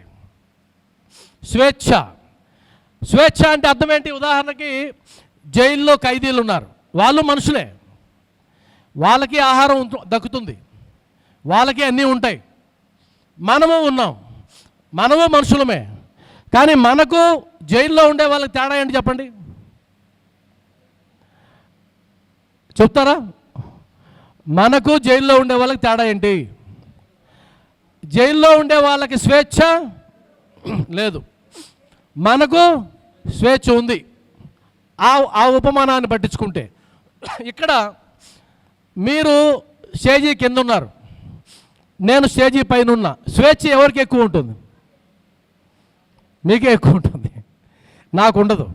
అందుకని మధ్యాహ్నం దాకా నేను స్వేచ్ఛ పొందడానికి ఏం చేశాను? స్టేజీ దిగి ఆడొచ్చి కూర్చున్నా, అక్కడికి వెళ్ళా, ఇక్కడికి వెళ్ళా, ఏడ కూర్చున్నా, ఆడ కూర్చున్నా, స్వేచ్ఛగా జీవించా. ఇప్పుడు ఆ స్వేచ్ఛ మనకు జీవితాల్లో ఉందా? ఉందా? నువ్వు స్వేచ్ఛగా ఎక్కడికైనా వెళ్ళగలను, ఏమైనా చేయగలను అని ఉందా? లేదు. ఎక్కడికి వెళ్ళినా భూమి గుండ్రంగా ఉంది, సాయంత్రానికి కొంపక రావాలి. రావాలా వద్దా? స్వేచ్ఛ ఉందా? లేదు. నీకు ఒక 1000 రూపాయలు వస్తే నా ఇష్టం వచ్చినట్టు ఖర్చు పెడతా, కుదరదు. పిల్లలు ఉన్నారు ఇంటికాడ, పిల్లలు ఉన్నారా లేదా? స్వేచ్ఛ ఉందా? అక్కడ బంధనం చేసేది ఏంటి? సంసారము. మరి ఈ సంసారం అనేటువంటి ఈ బంధనాన్ని తొలగించుకుని నేను ముముక్షత్వాన్ని పొందాలనేటువంటి తీవ్రమైన కోరిక ఉంటే అప్పుడు మాట్లాడు ఆత్మజ్ఞానం గురించి. అప్పటిదాకా వింటూ ఉండు. అర్థమైందా? వింటూ ఉండు, పర్లేదు, తెలుసుకుని తప్పే ఉంది. కానీ అది బ్రేక్ చేయి. అది ఎలా బ్రేక్ చేస్తావండి? చేయొచ్చు. శాస్త్రం చెప్పింది, 4 వర్ణాశ్రమ ధర్మాలు చెప్పింది.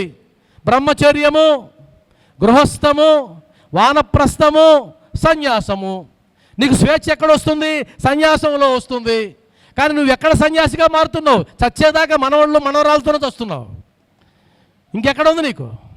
రేపో మాపో పోతుంటే మా అమ్మాయి రాలా, యాడ్ నుంచి, అమెరికా నుంచి. ఎక్కడ నువ్వు పోయేది? మరి శాస్త్రం చెప్పింది, అరే నాయనా, నువ్వు గృహస్థ ధర్మంలో ఉన్నప్పుడు నీ ధర్మాలన్నీ నిర్వర్తించిన తర్వాత వానప్రస్థంలోకి రావాలి. వానప్రస్థం అంటే విడుదలకు సిద్ధంగా ఉండాలి, వదులుకోవడానికి సిద్ధంగా ఉండాలి. నీ కుమారుడికి పెళ్ళైన తర్వాత, నీ కుమారుడు నీ స్థానంలోకి వచ్చిన తర్వాత నీ తాళాలు వాడి చేతికి ఇచ్చి, బాధ్యతలు వాడి చేతికి ఇచ్చి, నాయనా నాకు ఇంకొక బాధ్యత ఉందరా, నువ్వు చూసుకో సంసారాన్ని అనాలి అంటున్నామా? వాడు కోర్టుకేసినా కూడా ఆస్తి ఇవ్వడం లేదే కొంతమంది. మరి అత్త ఇస్తుందా బొడ్లో తాళం? అత్త కోడలికి ఇస్తుందా? అమ్మా, ఇప్పటిదాకా నా ఆటలు సాగినాయి తల్లి, ఇప్పుడు నా స్థానంలోకి నువ్వు వచ్చావు తల్లి, ఇదిగో సంసార బాధ్యత అంటే, అమ్మా మా అత్త ఎంత గొప్పది అంటుంది. నీకేదన్నా కావాలంటే నన్ను అడుగు, బీరువాలో తీస్తానంటే ఈ పనికిమాలింది ఎప్పుడు పోతుందా అని చూస్తుంటుంది. ఇదే కదా జరుగుతూ ఉంది. కాబట్టి నువ్వు ఏం వదులుకోవడానికి సిద్ధపడ్డావు? ముందు దాని లెక్క తేల్చు. ఆ లెక్క తేల్చిన తర్వాత అప్పుడు కావాలంటే చూద్దాం, మంచిదే. అందువల్ల సేనయ్యకు పడుతూ ఉంటాయి ఇవన్నీ సేనయ్యకు పడుతుంటాయి ఇవన్నీ. నువ్వు ఆత్మజ్ఞానం కావాలా అని నీకు వచ్చే జీతం ఎంత, నువ్వు సంపాదించేది ఎంత, నువ్వు ఇంట్లో పెట్టేది ఎంత, నీ బాధ్యత ఏంటి, ఇవన్నీ ఆలోచించు సేనయ్య సాయి. నీ ఆలోచన గొప్పదే, ఎందుకంటే 10 మందికి జ్ఞానాన్ని పంచాలనే ఉద్దేశం. దాంతో మనం కూడా నేర్చుకోవాలి కదా. నేను కూడా ఏదో 10 రోజుల్లో ఆయన పుణ్యాన్ని కొంత నేర్చుకున్నాను కదా, ఈరోజు మీతో మాట్లాడుతున్నాను కదా. ఆయన నేర్చుకోవాలి, మీరు నేర్చుకోవాలి, నేను నేర్చుకోవాలి.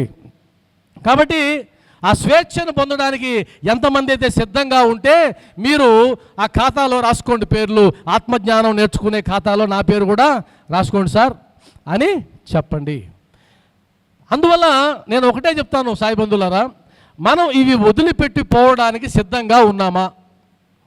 ఎవరైనా మరణించేటప్పుడు అబ్బా భగవంతుడా ఎంత తొందరగా నన్ను తీసుకెళ్ళిపోవాయా అని ఆనందంతో అనేవాళ్ళు తక్కువ. రోగ బాధలు తట్టుకోలేక ఆ మంచం మీదనే అన్నీ జరుగుతూ ఉంటే కర్మరా స్వామి ఇంకెందుకు నాయనా నన్ను తీసుకెళ్ళిపో అనేవాడే. కానీ అన్నీ బాగా జరుగుతూ ఉంటే నువ్వు వస్తావా అంటే నేనెందుకు వస్తా అంటాడు. నేనెందుకు వస్తా అంటాడు. తమాషా ఏంటంటే ఆత్మజ్ఞానం కలిగితే కనుక మీకు కనుక రేపటి నుంచి మీ కుటుంబంలో జరిగే మార్పు ఒకటి చెప్తా. ఒక చిన్న మార్పు జరుగుతుంది. అదేంటంటే మీ ఇంట్లో ఎవరైనా చనిపోయారనుకో, నువ్వు ఏడవు. ఎందుకు ఏడవు తెలుసా? శుభకార్యం. ఎందుకు శుభకార్యం? ఈ బాధల బందీలన్నిటినీ తెంచుకుని ముక్తిని పొంది వెళ్ళిపోతున్నాడు. చప్పట్లు కొట్టండి, దరువులు వేయండి, ఆనందంగా డ్యాన్సులు వేయండి. మా నాయన చచ్చిపోయాడు, మా అమ్మ చచ్చిపోయింది, ఆనందం అంటే అది ఆత్మజ్ఞానం. ఒక్కసారి అని చూడండి ఎలా ఉంటుందో.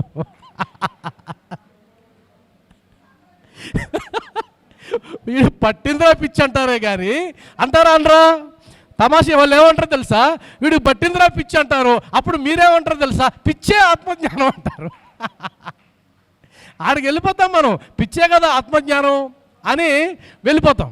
కాబట్టి ఎవరైనా ఇంట్లో పుట్టారనుకోండి, ఆ ఇంట్లో శిశువు పుడితే అప్పుడు ఆత్మజ్ఞానం కలిగిన వాడు అంటాడు, అర్రెర్రే తగులుకున్నాడురా, బాధపడండి, దుఃఖించండి అంటాడు. కానీ మనం ఎలా ఉన్నాం ఇప్పుడు? ఉల్టా, రివర్స్లో ఉన్నామా లేదా? ఎవరన్నా శిశువు పుడితే వాడికి పుట్టినరోజులు చేసి అందరినీ పిలిచి కేక్ కట్ చేస్తున్నాం. ఎందుకురా దౌర్భాగ్యం? ఇది కావాలా ఈ జీవితం? చచ్చిపోతే మాత్రం ఏడుస్తున్నావు. రివర్స్ గేర్లో ఉన్నావు. ఆత్మజ్ఞానం పొందినవాడు ఈ రివర్స్లో ఉంటాడు. ఇప్పుడు దీన్ని బట్టి సెల్ఫ్ చెక్ చేసుకుంటే మనకు ఆత్మజ్ఞానం వచ్చిందా లేదా? అంటే మిమ్మల్ని మీరు చెక్ చేసుకోవడానికి సింపుల్. ఇందాక నేను చెప్పినట్టుగా ఎవరైనా సినిమా చూడండి, సినిమా ఎండింగ్లో ఒక కార్డు పడుతుంది. ఏం కార్డు అది? శుభం. అంటే అర్థం ఏంటి? సినిమా అయిపోతే శుభం,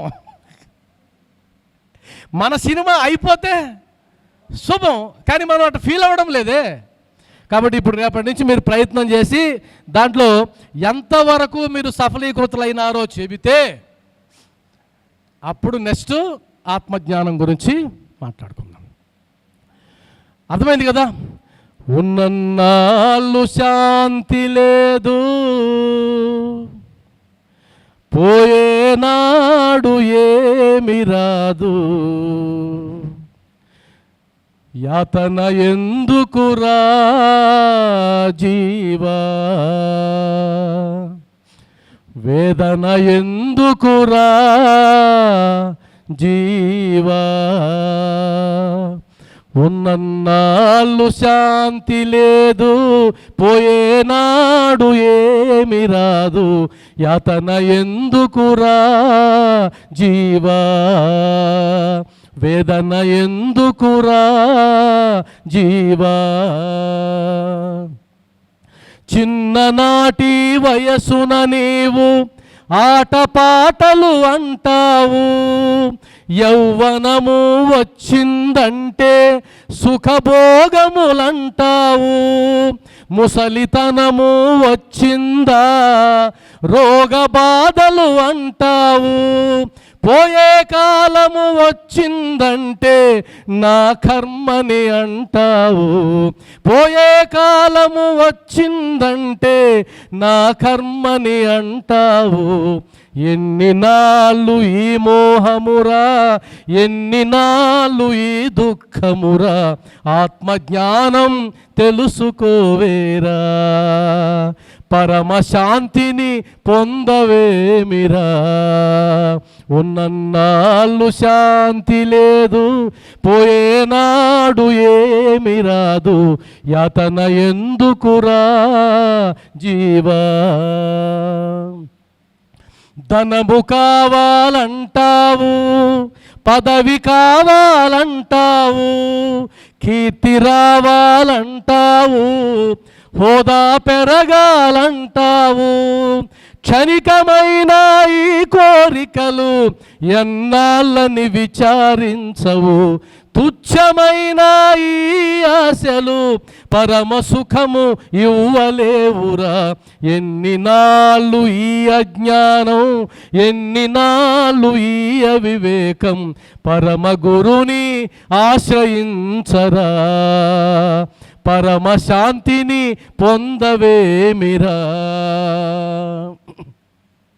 నేను నేను అంటావు, నాది నాది అంటావు, నా పుణ్యము అంటావు, నా సొంతము అంటావు, ప్రాణము పోయిందంటే నీవు లేవు, నీది లేదురా, ఆయుష్షు తీరిందంటే నాటకమే ముగిసేనురా. ఎన్ని నాళ్ళు ఈ మోహమురా, ఎన్ని నాళ్ళు ఈ దుఃఖమురా, పరమశాంతిని పొందవేమిరా, పరమగతిని పొందవేమిరా. ఉన్నన్నాళ్ళు శాంతి లేదు, పోయేనాడు ఏమి రాదు. యాతన ఎందుకురా జీవా, వేదన ఎందుకురా జీవా, యాతన ఎందుకురా,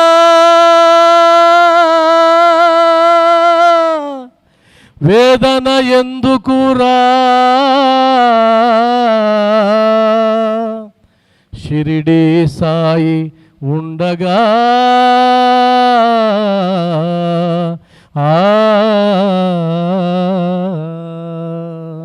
ఓం శ్రీ సచ్చిదానంద సమర్థ సద్గురు. చప్పట్లు కొట్టేదాన్ని బట్టి ఎంతమంది నిద్రపోతున్నారో ఈజీగా తెలుసుకోవచ్చు. అందరూ ఒకసారి కొట్టి చూడండి. అంటే ఇప్పుడు కొంతమంది లేచారని అర్థం. కాబట్టి సాయి బంధువులారా, ఇది అనంతం. ఏమీ తెలియన నాకే ఇంతుంటే ఇంకా మళ్ళీ నా తర్వాత రాబోయాడు మా గురువు గారు, సాయి దర్శ గురువు గారు. ఆయనకి ఇంక ఎన్ని గంటలు చెప్పాలి ఈ సమయం. కాబట్టి నేను ఈ విషయాలు కూర్చోకు సినయ్య. సరే, కాబట్టి నేను ఈ విషయాలు కూడా మీతో మాట్లాడే విషయాలు కూడా అనేక సార్లు మా గురువుగారితో మాట్లాడి చర్చించి ఆయనతో ఆ చర్చల్లోంచి వచ్చిన విషయాలు మీకు మాట్లాడి ఉంటాం. ఆ తర్వాత నేను వరుసగా చెప్పేస్తాను. మీరు ఇంటికి వెళ్ళిన తర్వాత హోంవర్క్ చేసుకోండి, శ్రీ సాయి సచ్చరిత్రలో ఉన్నవి. ఆ తర్వాత రెండవ లక్షణం మీకు ఉంటే కనుక, ఇప్పుడు నేను పాడాను కదా పాట, వింటున్నారా అందరూ?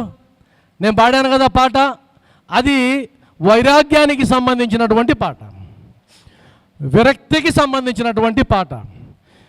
కాబట్టి రెండో అర్హత ఏంటంటే విరక్తిని పొందగలుగుతున్నావా, ఇహపర సౌఖ్యాలను త్యజించగలుగుతున్నావా. ఇప్పుడు నేను అది ఆపేశాను. ఆ ఫ్యాన్ ఆపేసిన తర్వాత నాకు కొద్ది కష్టమైంది. కానీ అది ఎందుకు ఆపాను? దాన్ని ఎందుకు ఆపానండి? అది ఆపకపోతే నా వాయిస్ నాకు క్లారిటీగా లేదు, నా వాయిస్ నాకు క్లారిటీ లేదు. నా వాయిస్ నాకు క్లారిటీగా వినిపించాలంటే ఆ పొందేటువంటి ఆ సుఖాన్ని కాస్త నేను టెంపరీగా పోస్ట్ పోన్ చేయాలి. ఇదే సీక్రెట్, ఇంకేం లేదు. కాబట్టి నీకు ఉండేటువంటి సుఖాలని నువ్వు త్యాగం చేయగలుగుతున్నావా? ఇహపర సుఖాలు అంటే మీరు మీ కుమారులకి వాళ్ళకి పెళ్ళిళ్ళు చేస్తుంటారు కదా, లక్షల రూపాయలు ఖర్చు పెట్టి. అంబానీలాగా 1000 కోట్లు పెట్టలేకపోయినా మనం మన స్తోమత వరకు పెడతాం. మరి ఆత్మజ్ఞాని పెడతాడా? మీకు ఆత్మజ్ఞానం వచ్చేసింది, రేపు ఉదయాన్నే మీ కొడుకు పెళ్ళి అంటాడు, మీ భార్య అంటుంది, ఏమండి పెళ్ళి అంగరంగ వైభవంగా చేయాలి. పిచ్చిదానా, ఏం వైభవం ఏంటి, ఇదంతా మాయ. ఒరే నాయన ఇలా రారా, ఎందుకురా తగిలించుకుంటావు, తగిలించుకో, నేను వదిలించుకోవాలని తాపత్రయపడుతుంటే నీకెందుకురా పెళ్ళి అంటాడు ఆత్మజ్ఞాని. ఒకసారి అని చూడండి రేపు. అంటే దాని అర్థం అది కఠినమే, కానీ ప్రాక్టీస్ చేస్తే మంచిదే. ప్రాక్టీస్ చేయండి, తప్పే ఉంది. అందువల్ల ఎవరైనా సరే ఆత్మజ్ఞాని ఒక పెళ్ళైన దంపతుల దగ్గరికి వెళ్ళి వాళ్ళకి షేక్ హ్యాండ్ ఇచ్చి అమ్మ విష్ యూ హ్యాపీ మ్యారేడ్ అనడు. ఇక్కడ ఆడందరూ హ్యాపీ, ఒక అమాయకుల్లారా ఎందుకురా చేసుకున్నారు పోయి అంటాడు ఆత్మజ్ఞాని. కాబట్టి ఇహపర సౌఖ్యాలు రెండింటినీ ఆత్మజ్ఞాని వదులుకోవడానికి సిద్ధపడతాడు. ఇప్పుడు స్వర్గానికి పోవాలని చూస్తారు. ఎన్టీ రామారావు సినిమా కూడా చూపించారు మనకు, యమగోళ సినిమాలో స్వర్గం ఎలా ఉంటుందో చూపించాడు, నరకం ఎలా ఉంటుందో చూపించాడు. అందువల్ల పూజారులు ఏం చేస్తారంటే నరకలోక ప్రాప్తిరస్తంతే కొడతాడని, దక్షిణ ఇవ్వడని ఏం చేస్తాడు, స్వర్గలోక ప్రాప్తిరస్తు అంటాడు. బాబా ఏమంటాడంటే అది కూడా వదులుకోరా ఉండకూడదు అంటాడు. ఎందుకని? ఏముంటుంది స్వర్గంలో? ఉంటే ఒక ముగ్గురు ఉంటారు, రంభ, ఓరోసి, మేనక, తిలోత్తమ, అవి కదా. అవి తుచ్చమైన సుఖాలు రా, ఆత్మజ్ఞానం చెప్తా ఉంది. స్వర్గం ఎందుకు నీకు? మరలా అది అయిపోగానే తీసేస్తారు, నరకానికి పంపిస్తారు. అక్కడ కూడా అయిపోతే భూలోకాన్ని తీసేస్తారు. కాబట్టి ఆత్మజ్ఞానం నేర్చుకోవాలంటే ముందు అర్హత ఏంటంటే ఇహపర సుఖాలు, అంటే భూమి మీద నీకు దొరికే సుఖాలు కానీ పరలోకంలో దొరికే సుఖాలు కానీ నాకు వద్దు, నేను వాటిని త్యాగం చేయదలుచుకున్నా, ఎందుకు అంటే ఆలోచించగా ఆలోచించగా ఏదీ సుఖం లేదు. ప్రతి సుఖం వెనక దుఃఖం ఉంది. ప్రతి వస్తువులో సుఖము ఉంది, దుఃఖం ఉంది. నాకు ఈ సుఖమో వద్దు, ఆ దుఃఖమో వద్దు. కాబట్టి రామ్ రామ్ అని నువ్వు అనగలిగితే రెండో అర్హత కూడా సాధించేసావు. ఇక ఇప్పుడు మీకు అర్థమైపోయి ఉంటుంది అనమాట. మరి ఇలా సాధించాలంటే ఏం చేయాలి? భగవద్గీతను పెట్టుకోండి, సచ్చరిత్ర గ్రంథాన్ని పట్టుకోండి, ప్రాక్టీస్ చేస్తూ పోండి. ప్రాక్టికల్స్. ధ్యాయతో విషయాన్ పుంసః, ధ్యాయతో విషయాన్ పుంసః సంగస్తేషుపజాయతే, సంగాత్ సంజాయతే కామః, కామాత్ క్రోధోభిజాయతే, క్రోధాత్ భవతి సమ్మోహః, సమ్మోహా స్మృతి విభ్రమః, స్మృతిభ్రంశా బుద్ధినాశో, బుద్ధినాశ ప్రణశ్యతి, బుద్ధినాశ ప్రణశ్యతి.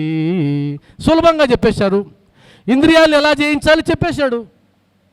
అరే నాయనా, నీకు ఆలోచన ఎక్కడైతే మొదలవుతుందో విషయ సుఖాలపైన, ఆలోచన స్థాయిలోనే దాన్ని చంపిపడే. ఒక వస్తువు మీద కన్నుపోయింది, అది నాకు కావాలి అనిపిస్తుంది, ఇప్పుడే తుంచేదాన్ని. తుంచకపోతే దాంతో సాంగత్యం ఏర్పడుతుంది. ఆ సాంగత్యం కాస్త మోహంగా మారుతుంది. అది కానీ తీరకపోతే ఈర్ష్యగా మారుతుంది, అసూయగా మారుతుంది, ద్వేషంగా మారుతుంది. ఆ తర్వాత కోపం వస్తుంది. ఆ కోపం తర్వాత బుద్ధి నాశనం అవుతుంది. బుద్ధి తర్వాత నువ్వు కూడా నాశనం అయిపోతావు. సింపుల్. కాబట్టి మీరు గమనిస్తే సాయి బంధువులారా, ప్రతి ఆధ్యాత్మిక బోధకి సాధన ఉంది. ఆ సాధనని అర్థం చేసుకుని సాధన చేస్తూ వెళ్తే 100% ఆత్మజ్ఞానాన్ని ఈ దేహంతో ఉన్నప్పుడు ఈ జన్మలోనే నువ్వు సులభంగా పొందొచ్చు. కాకపోతే బాబావారు చెప్పారు, మార్గ మధ్యంలో పులులుంటాయి, తోడేళ్ళుంటాయి, మార్గదర్శిని వెంట పెట్టుకుని పో. కాబట్టి మనకైతే ఇబ్బంది లేదు. మనకెందుకు ఇబ్బంది లేదంటే మార్గదర్శి ఉన్నాడు కాబట్టి. సాయి బంధులారా, నేను ముగిస్తా 5 నిమిషాల్లో. తర్వాత పాప విమోచన పొందుట, ఇంద్రియాలను జయించుట, సరైన నడవడి, ప్రియమైన వానికంటే శ్రేయస్కరమైన వారిని కోరుట, తర్వాత గురువును ఆశ్రయించుట, ఇవన్నీ శ్రీ సాయి సచ్చరిత్రలో ఆత్మజ్ఞానాన్ని సంపాదించి అర్హతని సంపాదించడానికి ఉన్నటువంటి క్వాలిఫికేషన్స్. వాటిని సాధించండి. మరొక సందర్భంలో ఖచ్చితంగా మనం వాటన్నిటి గురించి కూడా తెలుసుకుందాం. ఒకసారి గట్టిగా నాతో పలకండి. ఓం శ్రీ సచ్చిదానంద సమర్థ సద్గురు, ఆ మిగతాది మీరే, సాయినాథ్ మహారాజ్కి. ఓం శ్రీ సచ్చిదానంద సమర్థ సద్గురు సాయినాథ్. చివరిగా ఒక పాట పాడి నేను గురువు గారికి ఇస్తా. అమ్మా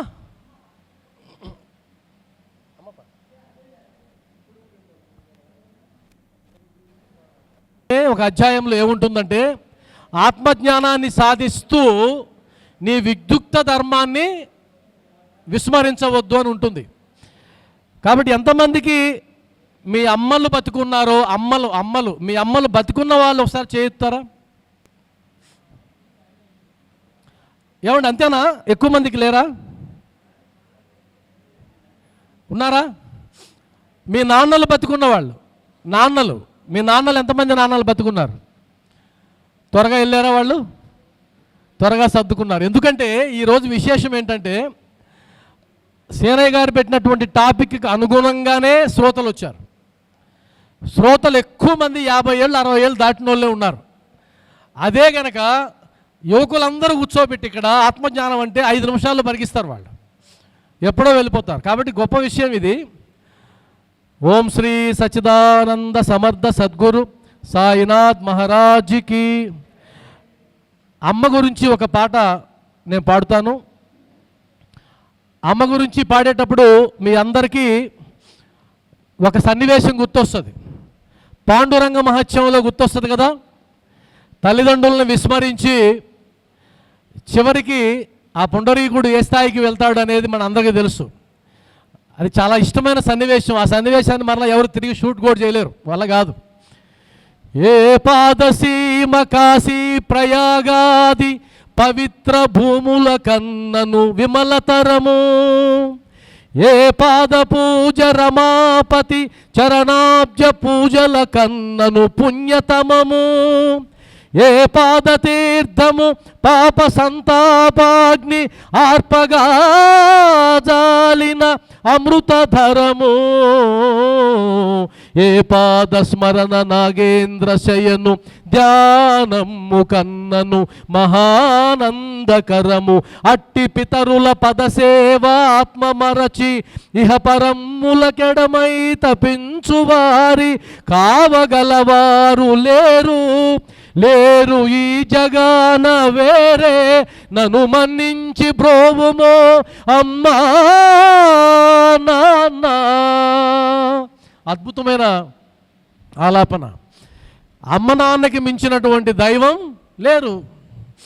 మరలా మీరు తత్వంలోకి వెళ్ళిపోయి ఈ జన్మకే కదా వాళ్ళమ్మ, అంతకుముందు జన్మలో ఏ అమ్మ ఇయ్యొద్దు, మరలా ఎక్కడికో వెళ్ళిపోతుంది టాపిక్. కాబట్టి అమ్మని పూజించలేనివాడు, అమ్మని గౌరవించలేనివాడు, తండ్రిని గౌరవించలేనివాడు బాబా దగ్గరికి వచ్చి ఓం సాయి, శ్రీ సాయి, జయ జయ సాయి అంటే సటకాతో కొట్టి తరుగుతాడు. అవునా కదా?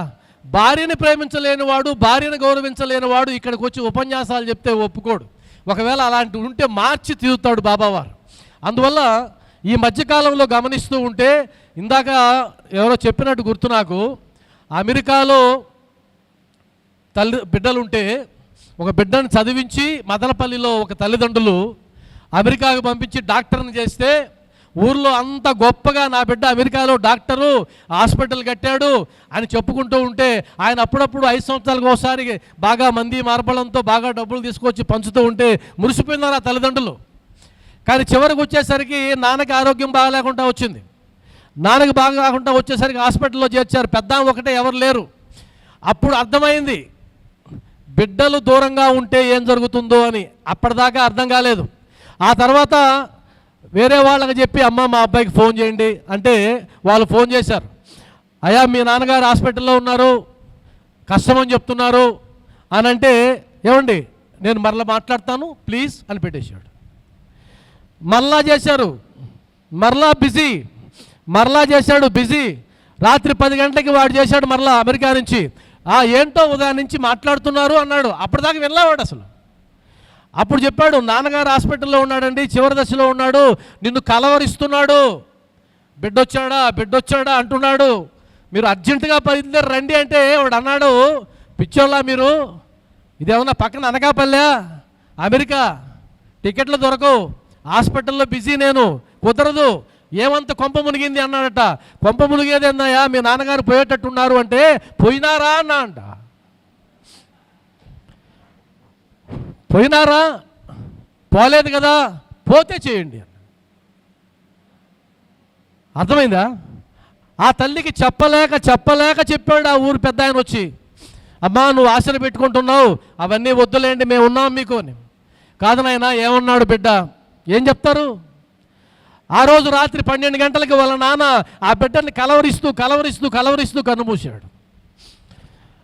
అప్పుడు అడిగి వచ్చారు, ఏనాయనా మా అబ్బాయికి ఫోన్ చేసి, అమ్మా మీ అబ్బాయికి ఫోన్ చేస్తే ఈ మాట అన్నాడు, ఇప్పుడు చేయమంటారా? పోయాడు కదా ఆయన, ఆమె కాళ్ళు పట్టుకుని చేయొద్దు, నేను ఇప్పుడు దాకా నా బిడ్డ అనుకున్నా, నాకు బిడ్డొద్దు, కడ చూపు కూడా ఇవ్వలేని బిడ్డ నాకు వద్దు అని మీ పాదాలు పట్టుకుంటా, నాకు ఒక సహాయం చేయండి, ఆయన చనిపోయినట్టు వాడికి చెప్పొద్దు, రేపు నేను చనిపోయినా వాడికి చెప్పొద్దు అని ప్రమాణం చేయించుకునింది.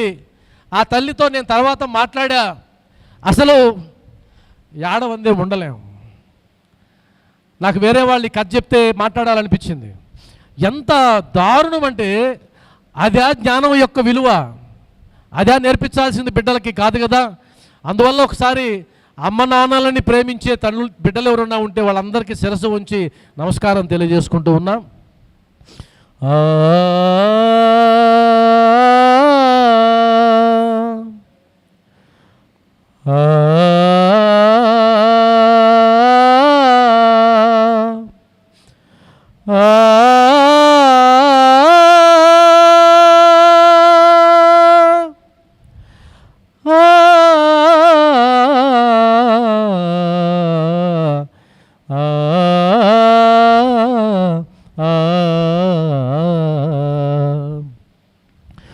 నవమాసాలు కడుపున మోసి, నవమాసాలు కడుపున మోసి, పురుడు పురుడొక చావని తెలిసి, పేగు పంచిన అమ్మకు నీరాజనం. కష్టాలు కడగండ్లు తాను తాగి, కష్టాలు కడగండ్లు తాను తాగి, తన రక్తాన్ని పాలగా మార్చి, నన్ను పెంచిన అమ్మకు నీరాజనం. బోసిన ఊల చూసి బాధలను దిగమింగి, బోసిన ఊల చూసి బాధలను దిగమింగి, పాల బుగ్గల చూసి పరవశించి, కరుణ చూపిన అమ్మకు నీరాజనం. జబ్బు చేసిన నాడు గుండెలు బాదుకొని, జబ్బు చేసిన నాడు గుండెలు బాదుకుని, ముక్కోటి దేవుళ్ళకు ముడుపులు కట్టి, కంటికి రెప్పగా కాచిన అమ్మకు నీరాజనం. ఆలి మాటలు నమ్మి అలుసు చేసిన నాడు, ఆలి మాటలు నమ్మి అలుసు చేసిన నాడు, ఆదరించక తనను మోసగించిన నాడు, కోపమన్నది లేక బాగుండు కొడుకాయని కరుణ చూపిన అమ్మకు నీరాజనం, నీరాజనం.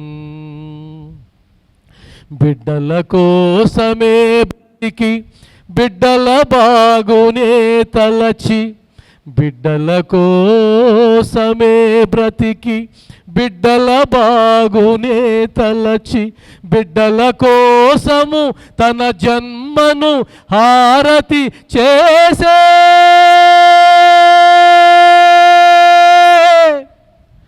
త్యాగమూర్తి అమ్మకు నీరాజనం, నీరాజనం, నీరాజనం, నీరాజనం, నీరాజనం.